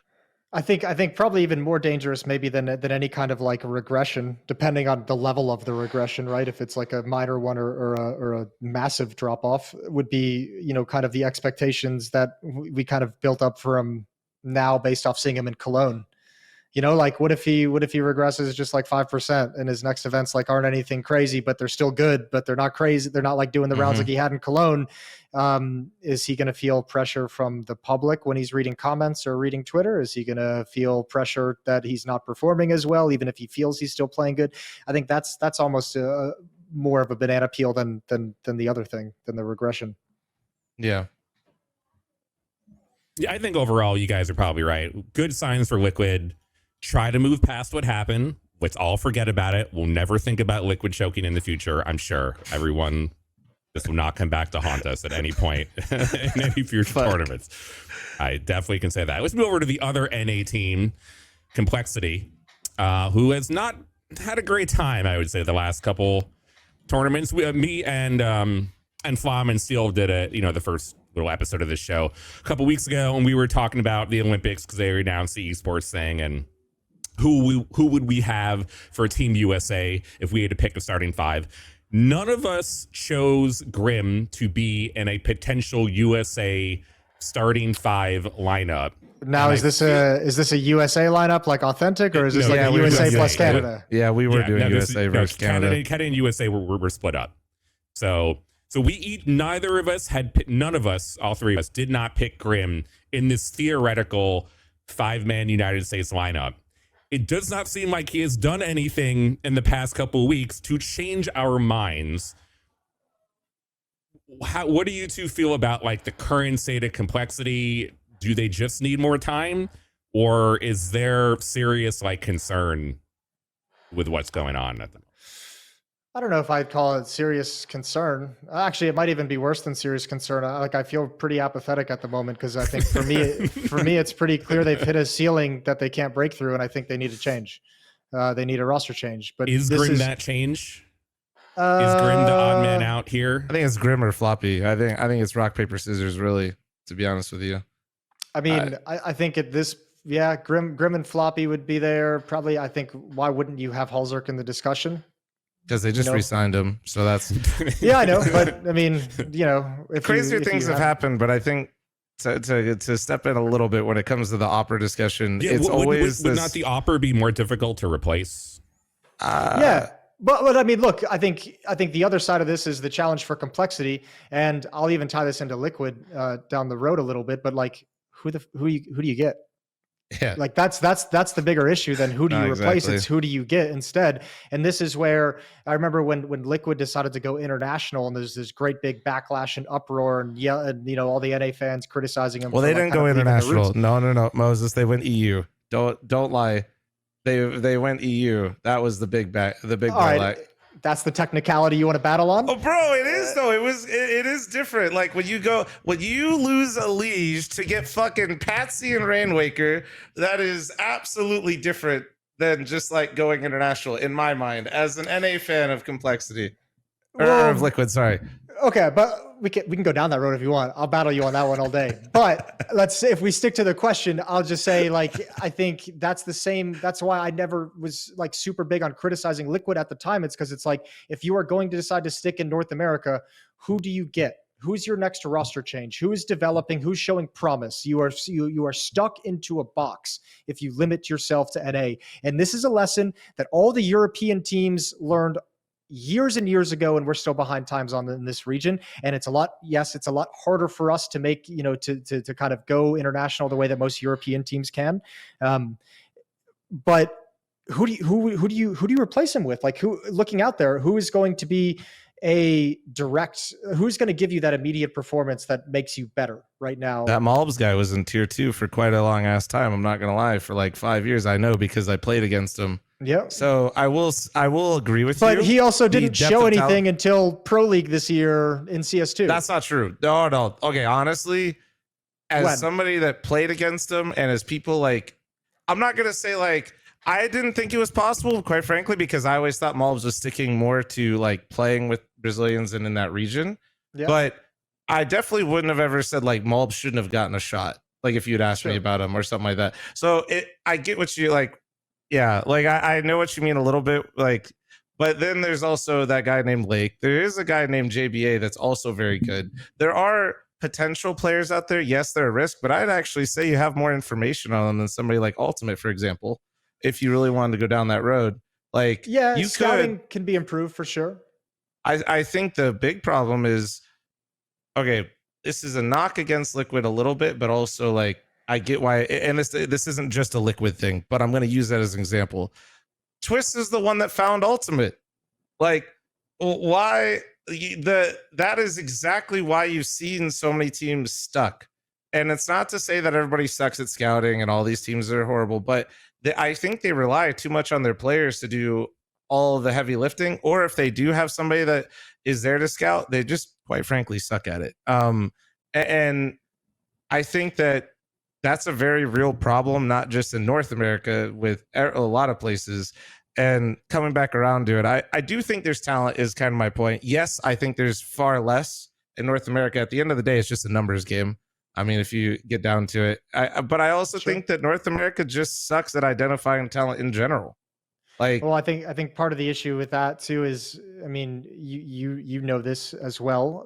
Once you get past like the top 3, 4, I mean, maybe 5 these days, if I'm being really generous. But like once you get past that in North America, the Counter Strike is so piss poor. I feel when I watch it.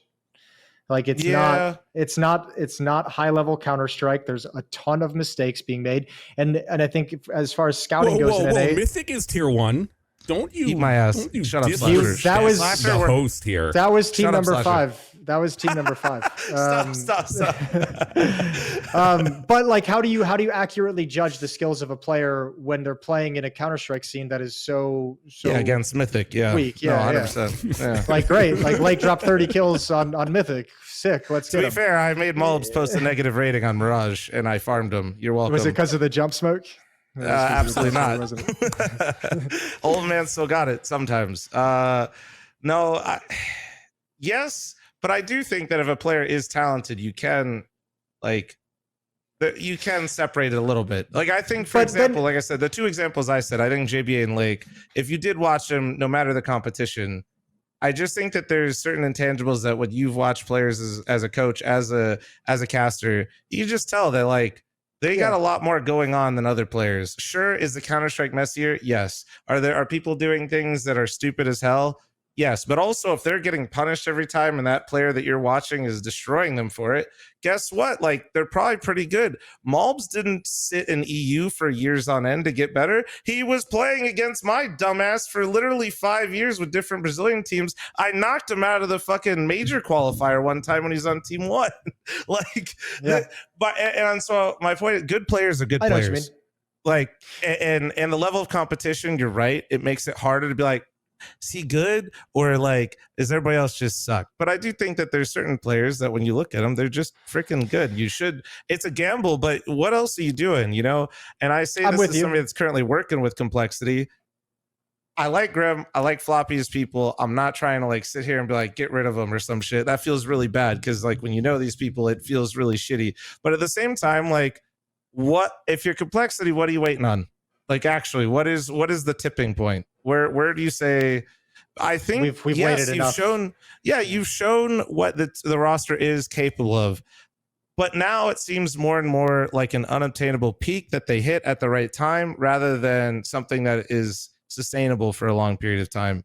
Do I wish anybody gets cut and loses their job? Absolutely not. But at the end of the day, if you're complexity and you want to compete and you have a Liege playing some of the best Counter-Strike in the game right now, not even like having to do what he has to do just to get a chance at playoffs, it's just like, I think enough is enough. But now you might miss the major too. That's the other obstacle though too, like you just kind of touched on it there, is if your complexity on the verge of these playoffs, like what, you know, that's a tough decision to make, to drop down and pick up a project player from the depths of North American tier 2, tier 3 and say, you know, this is going to be like a 3, 4, 5, 6, however long it might, you might attribute to it, you know, 5 months of us seeing if this is going to work and if we can get you up to a new level and get you up to speed. So, I mean, you know, I think those are, I'm glad I'm not making those decisions anymore. I'll just throw that out there. I mean, I feel like my read on why it really seems like this is over is that Jason Lake did not make a tweet at all after or during the tournament.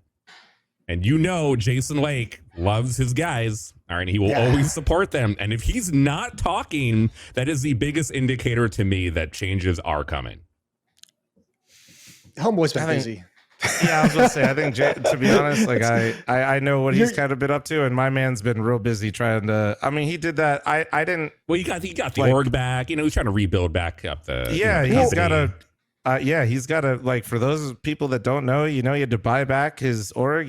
He's literally working his ass off to basically get sponsorships, get everything back rolling again for the organization.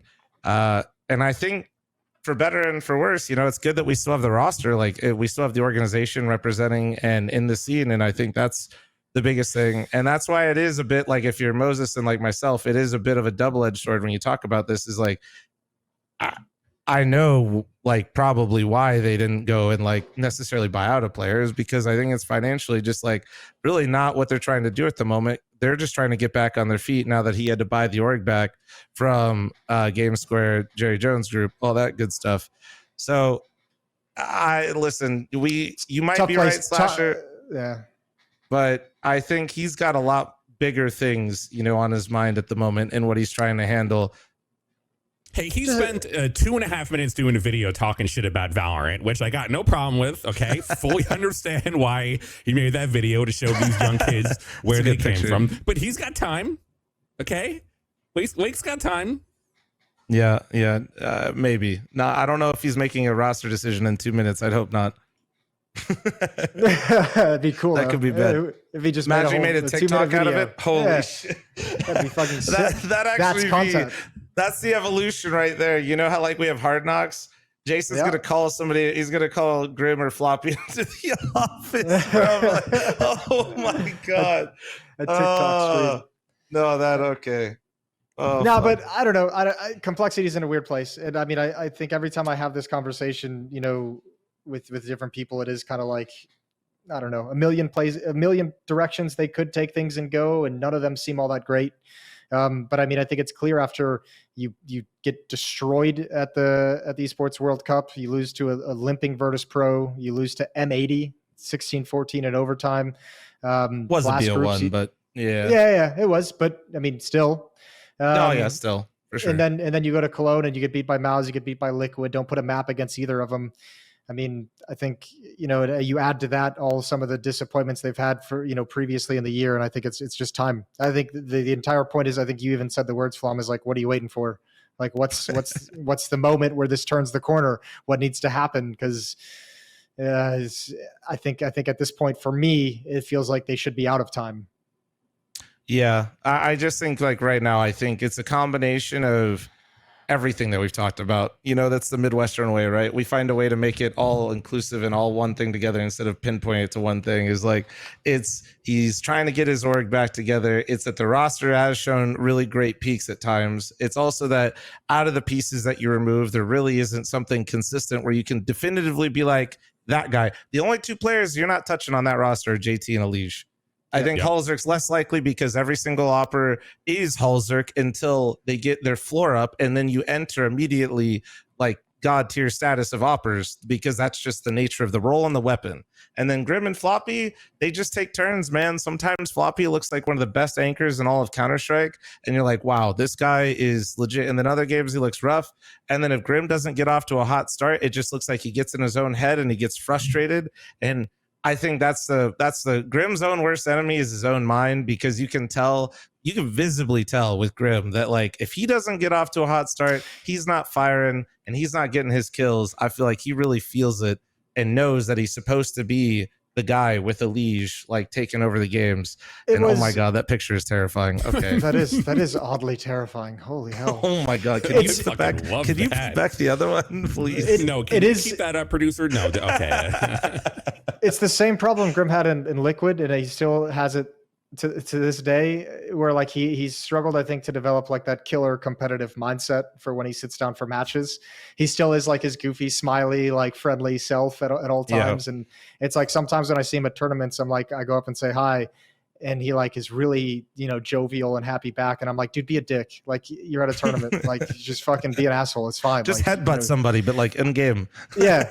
I think if I'm GMing or Complexity at the moment, I think what I do is probably show Grim a bunch of tapes of Draymond Green. Be like, do that.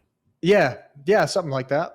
I think I would actually target, and I'm with Flom. I hate doing this. I would actually probably target Floppy as the one I would replace, and I would go to Grim and I would say, last chance. What spots do you want to play on every single map? Elige has his spots. You have the pick of everything else. Where do you want to play on what map? And we're going to see if this is what can activate you. We're going to see if this is where you feel comfortable. And if not, then you're kind of the next one that we have to move on from. And then you kind of go from there, because they do need Grim to establish himself as like a secondary star rifler and just be a badass for them next to Elige. Have you got a chance to see JBA or Lake play at all? Have you watched him much or no? It's okay if you haven't. I'm just curious. not JBA. I saw Lake at the Esports World Cup with M80, but I mean, I kind of reserve judgment as that. I think that was his first LAN outside of a fucking Launders LAN. So like, I'm gonna give him a second chance. You know, Hey, self plug. We got the revival series. Okay, like they might play each other quite a bit. You know, JBA Okay. I get to watch a lot because their wild card's always in there. Wild card dude is actually who's JBA playing for? He's playing for wild card. He's under Stanislaw, and then they just picked up the two Swedes. You might have heard of them. You know, FaZe and Susp. oh god, it's the twin. Oh, they I'm got spacing Sonic his as well. name. Susp. And Sonic, yeah, Susp. There we go. I mean, you know, that's like the type of team that you want to see players like JBA be a part of, where they have veteran player, right? You have multiple veteran players now, right? Yeah, With some with international experience. I'm not saying it's like they're as a team they're going to take over, but I'm saying, you know, in terms of a player developing in tier 2 for North America, I feel like that's as good as it gets. Like I don't know if you can really do much more. I mean, I don't, when I look at like NA teams and NA rankings and stuff, I'm kind of like, you know, I feel like if we took Nouns, Party Astronauts, NRG, and let's just say Wildcard for JBA, and we just kind of blew them all up, you could probably make a pretty solid lineup out of those pieces. Yeah. I feel like at the moment, where's EG? Let's get him on it. Yeah, like call him back. That org only exists because Riot is giving them VCT money, okay? If they're not in partnerships after next year, okay, EG won't have any money to buy a Counter-Strike team anymore. I'm not going to defend EG, but I feel like there's probably a lot of organizations like that out there in the world at the moment who are only surviving. Yeah, the idea that EG is the handouts. only team hanging on by a thread is definitely well, that would be a misrepresentation of the scene in general. But I don't know. Like this is, I mean, so I'm gonna have to go pretty soon. I know. Yeah. As one of like the kind of final points, I would say like there's also like this weird thing at the moment. I mean, it's been around for a while and it doesn't really get talked about, and mostly because, rightfully so, the European side of the scene doesn't really give a crap, which I completely understand and don't fault anyone of that for. But you know, if you want to talk about like scouting players too, like if you're Liquid and Cole and how do you scout players back home? Like you never play back home, you know, like the top teams that you would kind of want to go down and pick up one of those new promising young North American players are competing over in Europe 7 to 8 months out of the year. They're never back here practicing against them. They're never back here playing in tournaments because we don't have tournaments here. So you don't get a chance to see some of the young potential players, you know, actually performing in an environment that would make you confident to take that risk or make you feel more comfortable to take the risk. So I mean, it's kind of a tough place to be, where I think it's a really hard job scouting players in a region that you really don't practice or compete in, and also being able to accurately judge them. But you are right, you can pick talent out. Talent is talent, but I think it's a hard place to be for the North American scene overall. And I mean, really, I think the biggest thing that's going to help revitalize that and change that is tournaments that pop up like your NA Revival series, like the Longest Land. Like those things are super critical to start coming back. And maybe it takes 1 or 2 years. These are all going to be online events, and maybe 2 years down the road, it's like, all right, we can do our first LAN. This is how ESEA started back in the day. You know, which supported, you know, the North American scene for a decade, and we kind of need these things to be successful and built up. So I mean, personally, I think it's a great endeavor and it's much needed. Fragadelphia is another one I should mention. Thank you in chat. I shouldn't have even forgotten that in the first place. But all those tournament circuits are super critical to making the scene have any kind of health. Thank you, Fawn, for keeping North American Counter-Strike alive. You're doing it just by yourself. All right, so Moses got to get out of here in like 8 minutes. So we'll do the last topic real quick. Cool. G2 and FaZe, not exactly the same issues between both teams, but what do you both think about what each need to do moving forward? Which team needs to be more worried about their next steps, G2 or FaZe?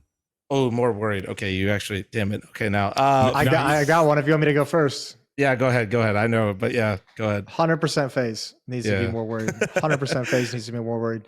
I think this, depending on how this next major goes, might be the last time we see this FaZe lineup playing together. If I had to take a stab at it, like if they have a disappointing major, I think there's got to be a roster change. But I mean, just kind Who of do you think's on the bubble Is there anyone you have in mind immediately? Nope. I think that's an impossible situation. All that Yep. shit we just said about complexity and how hard it is for them to make a roster change. I think it's a million times worse for FaZe, because I don't know how you pick a name out of that roster. Loyalty and runs say this deep is the as one. well. Like it's just, I mean, they're friends. Again, if I was playing GM just for the hell of it, my mentality is that I would kind of target Rain, and it's not for any kind of gameplay reason. It's just because I'd want to go younger. That's it. Yeah. I mean, there's not many angles you can take without feeling stupid when it comes to FaZe, because you're picking apart players that are among the top in every single one of their roles. So to defend Moses here a little bit, if you had to play GM for FaZe, good fucking luck, because it's just a clusterfuck. Like you're like, oh yeah, I'm going to remove like a top 5 player in that position, and I'm going to get who? Like, oh yeah, they're going to do so much better now. It's so tough. And then everybody loves to look at Kerrigan.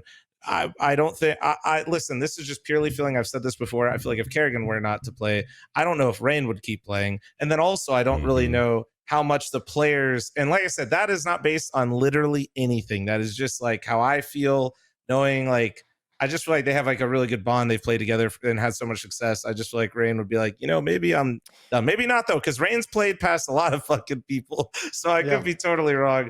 And in general, like if it were Kerrigan, because I feel like that's common for people to pinpoint first just based off of individual stats, I think Kerrigan looks like, I just don't know how driven the players would be if you weren't there.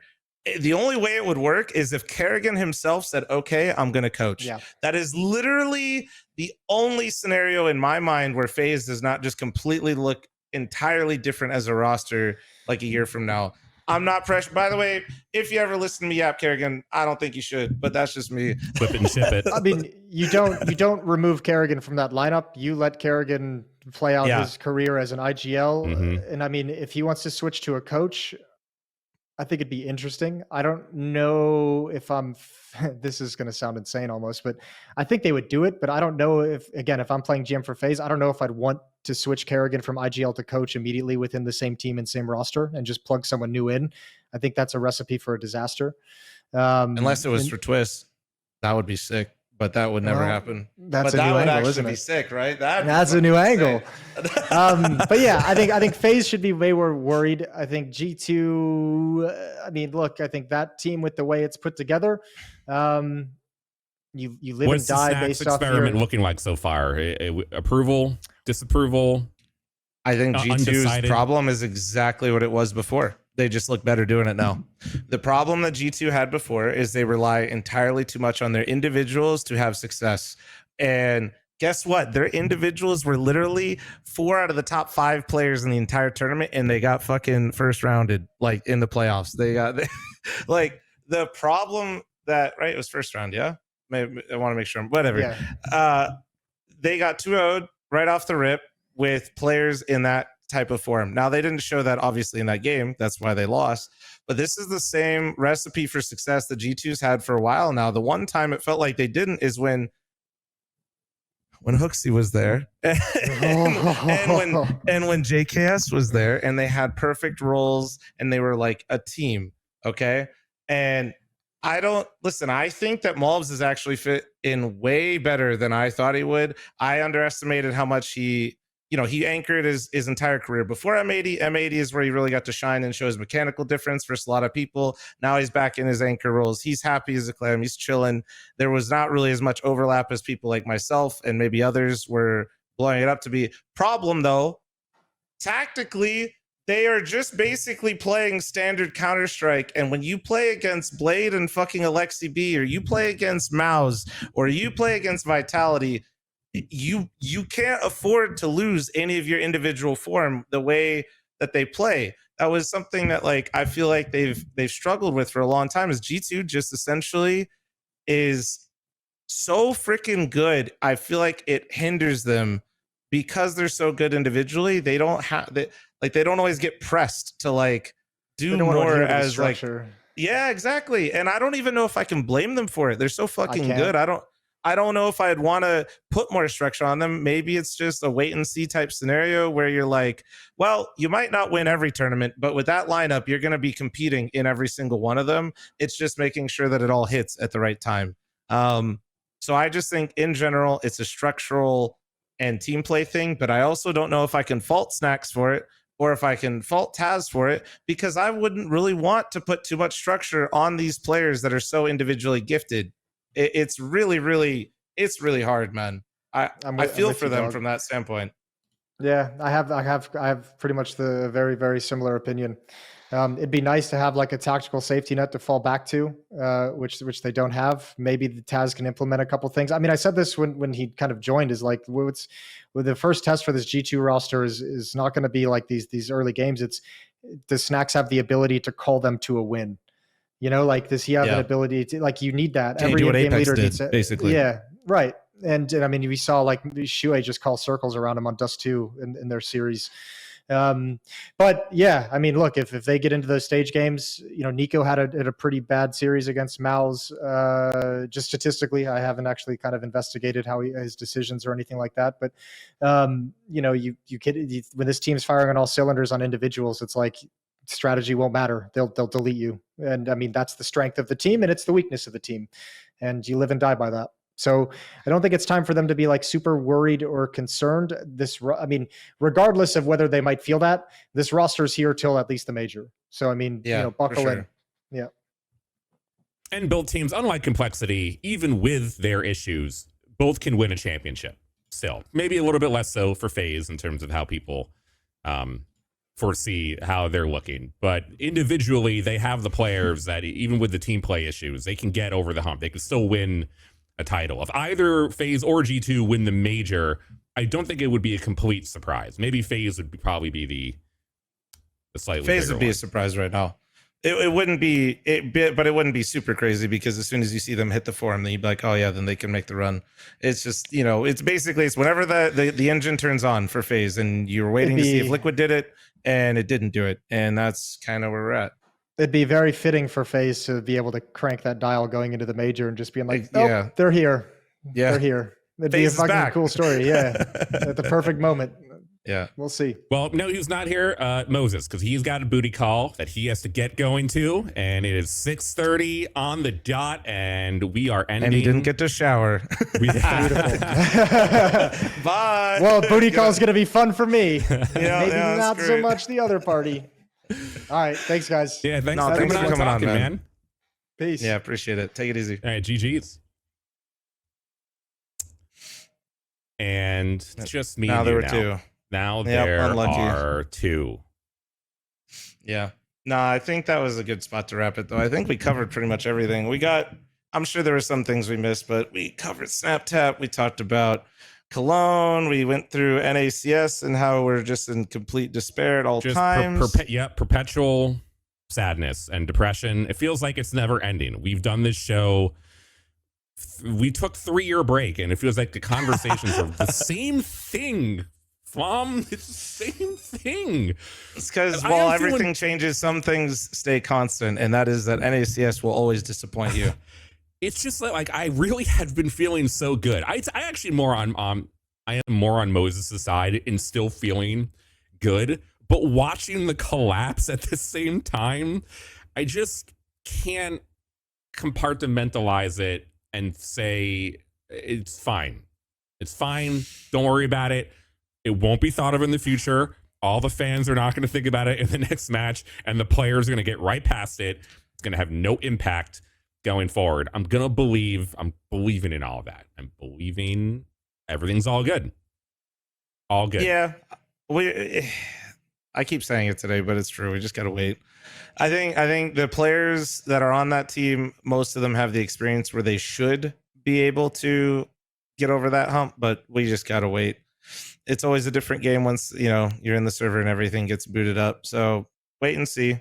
As a Liquid fan and as somebody that's going to be cheering for them, I will not have that feeling, and I will be absolutely fucking terrified until they hit 13 first. And that is how it's going to feel every single time. And that will stay that way forever. So yeah, I think, go ahead. Just saying that your chat really likes my rod. Yeah, no, I'm not surprised. That's not, that's, you really have curated a good chat. When they say this, you know, a chat is like their streamer. Yeah, the streamer does talk about cock entirely way too much. Yeah, yeah, all right. On that note, let's wrap it up. I'll wrap it up. Fuck you. I'm gonna cut you off. Because I gotta actually pretend to go practice and play some video games. So here, we're which going to I'm be looking more forward to. consistent. We are doing episode 3 next week. Maybe same day and time. Maybe Tuesdays or don't put dates on it. good? I'll be Okay. consistent. Yes, we got to sure. make sure Slasher doesn't pretend to be sick and then go on a dinner date with the CEO of fucking Twitch. Shut up! Don't say a word. I don't want to hear it. I'm trying to bring down Twitch from the inside. Okay, I have a plan. we will be more consistent, and by we I will absolutely blame Slasher and say it is his fault. I told him to damn ban it. you too. By the way, be nice. Okay. Oh, and he's gone already. He's already. That was actually perfect timing. My man cut out right. Sure, Dan Clancy gets you, right? Oh, great. I have a Great. stranglehold If he over gets there me, now. dude, that means we're not gonna have cool people to do production for us anymore. Okay, so don't do that. Okay, my But fault. all right, but yeah, hope you guys enjoyed the episode. We're only going to be uploading this to YouTube for now, mostly because I'm an idiot and don't really know how to do the Spotify and other platforms things. Maybe I can get Slasher to tell Sicko and Ches how to do it, and we'll figure it out. But for now, it'll just be on YouTube, and then obviously you can always check out the Twitch VOD, whatever one you want to do. Thank you for watching. I'm going to continue the stream here. Thank you, Slasher, for hosting as always, because I like to yap a lot more than I like to host. Kick me. And I'm not leaving. I'm not leaving. Ches, end it, Ches. Turn it all off. You Just won't turn do it it. off, Ches. You Put won't do ending. it. Put You won't ending do right it. now. You won't. I'm leaving. You won't.